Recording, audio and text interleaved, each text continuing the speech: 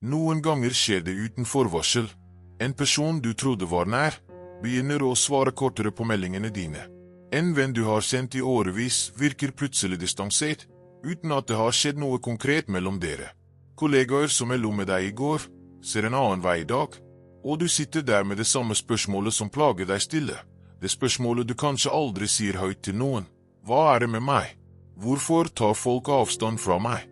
Du har kanskje forsøkt å analysere det. Gått gjennom samtaler i hodet, lett etter øyeblikket der noe gikk galt. Kanskje du til og med har endret deg. Blitt mykere, mer forsiktig, mer tilbakeholden, i et forsøk på å ikke skremme folk bort. Men ingenting hjelper fullstendig. Og det er noe dypt nedbrytende i den følelsen. Fordi den rammer ikke bare selvtilliten, den rammer selve opplevelsen av hvem du er.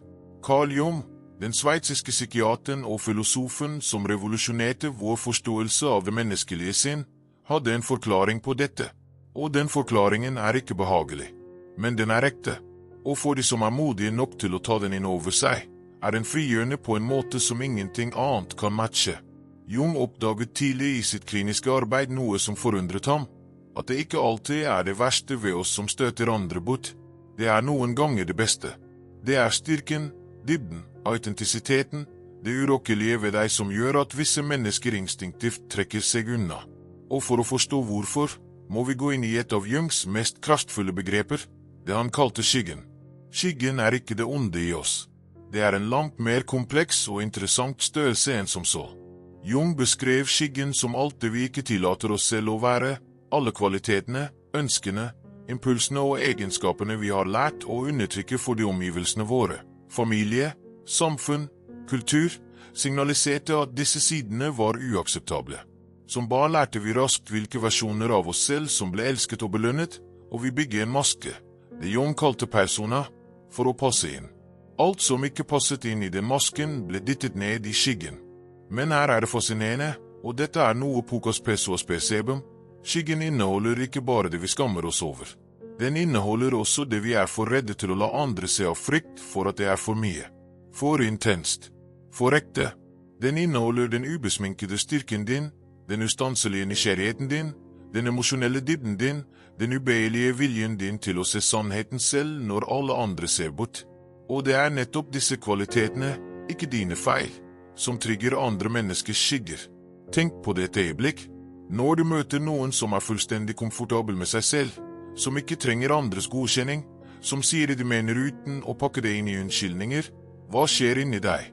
For noen vekker det beundring. For andre vekker det noe ubehagelig. En irritasjon. En avstand. En impuls til å finne feil ved dem. Jung forklarte dette med projeksjon, den psykologiske mekanismen der vi ser i andre det vi ikke kan se i oss selv. Den personen som irriterer deg mest, er nesten alltid den som representerer noe du har fornektet i deg selv. Og dette betyr noe radikalt for deg. Når folk tar avstand fra deg uten tilsynelatende grunn, er det svært sjelden deg det er noe galt med. Det er dem. Det er kollisjonen mellom din autentisitet og deres undertrykte skygge. Du trigger noe de ikke er klare til å møte i seg selv. Det er ubehagelig for dem å være i nærheten av noen som lever mer i tråd med seg selv enn de gjør. Og i stedet for å møte det ubehaget, noe som krever mot og selvansakelse, velger de den enklere veien. De trekker seg unna. Men jeg vil ikke la deg slippe unna med den forklaringen alene. For Jung var aldri interessert i enkle svar som bare gjør oss til ofre og alle andre til problemet. Han hadde noe mer krevende å si. Og det bringer oss til det som kanskje er hans viktigste innsikt om menneskelige relasjoner. De samme mekanismene som opererer i andre, opererer i deg. Du har en skygge. Du projiserer. Og noen av de menneskene som tar avstand fra deg, gjør det ikke bare på grunn av sine egne ubearbeidede sår, de reagerer på noe ved deg som de ikke selv ser klart. Kanskje er det en intensitet som kan oppleves som press. Kanskje er det en rettskaffenhet som noen ganger grenser til rigiditet. Kanskje er det en sårbarhet du forsøker å skjule med styrke, og som lekker ut som kulde.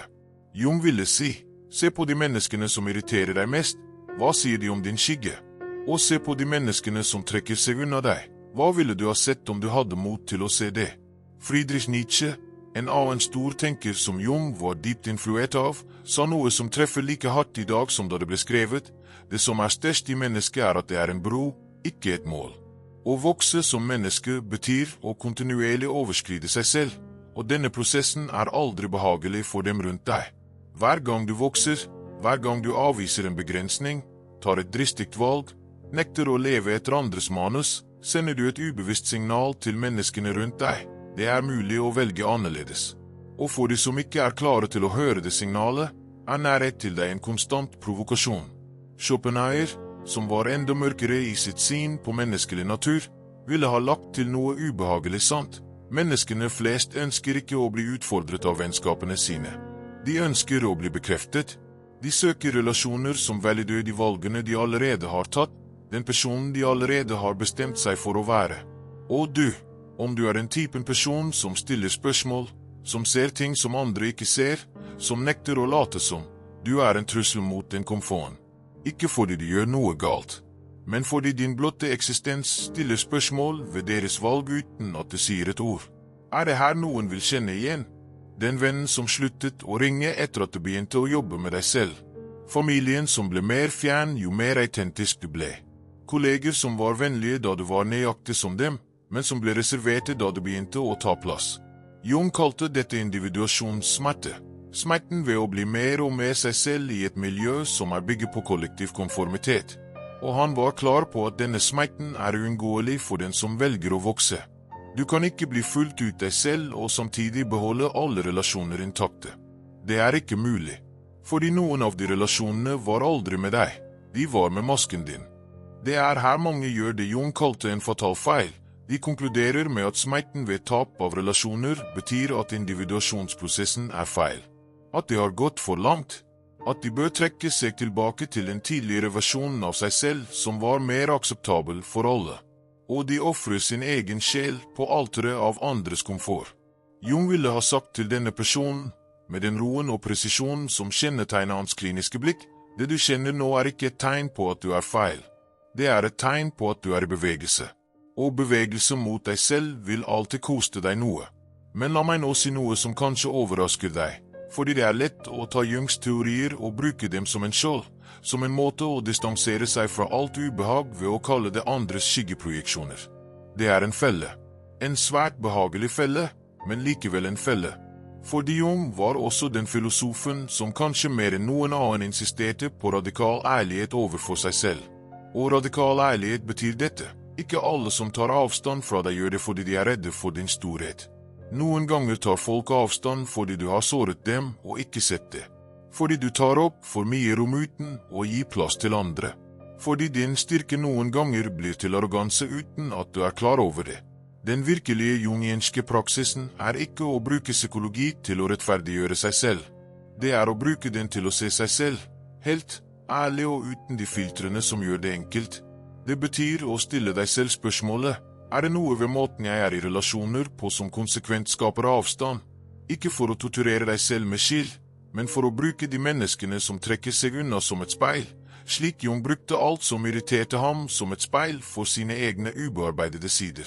Og her er noe pocas pessoas percebem, noe som kan forandre måten du forstår sosiale relasjoner på for alltid. De relasjonene som tåler deg på ditt mest ekte. De er de eneste relasjonene som er verdt å investere i, resten er komfortrelasjoner. De eksisterer så lenge du er behagelig, forutsigbar og ikke for mye. De faller fra når du vokser, og det er ikke et tap, det er en naturlig seleksjon. Jung ville ha kalt det livets klokskap, at den som individuerer, naturlig finner sitt stamme. Det lille nettverket av mennesker som er robuste nok og dype nok til å tåle den fulle versjonen av deg. Marcus Aurelius, keiseren og stoikeren som Jung siterte med respekt, hadde en innsikt som komplementerer dette perfekt. Det du møter i andre er et speilbilde av hva du selv bærer. Ikke alltid bokstavelig, men i den forstand at vår opplevelse av andre alltid er filtrert gjennom vår egen psykologi. Og å forstå dette, virkelig forstå det, ikke bare intellektuelt men visceralt, er begynnelsen på en fundamental frihet. Friheten fra behovet for å bli forstått av alle. Friheten fra den desperate jakten på universell aksept. Friheten til å la de menneskene som ikke tåler deg gå. Ikke med bitterhet, men med en stille, rolig anerkjennelse av at dere befinner dere på ulike steder i livet. Det er noe som skjer med deg når du virkelig internaliserer dette. Du slutter å krympe deg for å passe inn. Du slutter å beklage deg for den plassen du tar. Du slutter å analysere hvert sosiale signal for tegn på avvisning. Du begynner i stedet å bruke din sosiale energi mer bevisst, ikke på å overbevise folk om din verdi, men på å investere dypt i de relasjonene der gjensidighet er ekte og tilstedeværelse er fullstendig. Jung sa en gang noe som jeg vil at det skal bære med deg.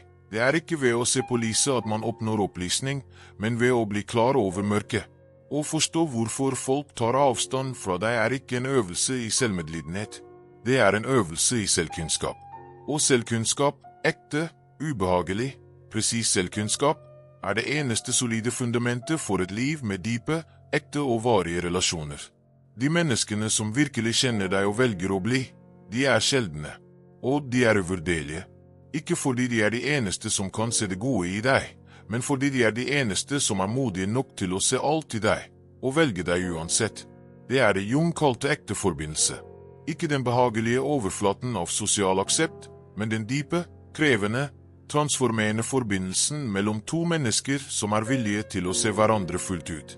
Og hvis du sitter her nå og kjenner at dette treffer noe i deg, en gjenkjennelse, en lettelse, kanskje en liten smerte, så er det et tegn. Et tegn på at du allerede er i bevegelse. At du allerede er i feil med å individuere, med å bli mer og mer den personen du egentlig er under alle lagene av tilpasning og konformitet.